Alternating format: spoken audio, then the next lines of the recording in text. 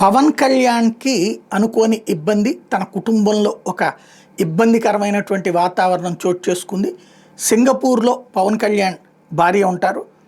అక్కడ స్కూల్లో చదువుతున్నారు. పవన్ కళ్యాణ్ చిన్న కుమారుడు మార్క్ శంకర్ కూడా అక్కడే చదువుకుంటున్నాడు. వాళ్ళ చదువుల కోసమే తన భార్య అక్కడ ఉంటున్నారు. అయితే తాజాగా జరిగినటువంటి అక్కడ వాళ్ళ స్కూల్ దగ్గర జరిగినటువంటి అగ్ని ప్రమాదంలో మార్క్ శంకర్కి గాయాలైనవి, ఈవెన్ శ్వాసపరమైనటువంటి ఇబ్బంది ఎదురైంది. చేతులు కాళ్ళకు కూడా గాయాలైనవి.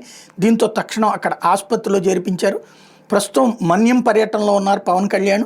వెంటనే సింగపూర్ పర్యటనకి బయలుదేరారు. అయితే ఈ సందర్భంలో కూడా తన బాధ్యత మర్చిపోలేదు. అక్కడ ఉన్నటువంటి ఒక గ్రామానికి తను వెళ్తానని నిన్న హామీ ఇచ్చారు, వాళ్ళు పిలిస్తే వస్తానని చెప్పేసి.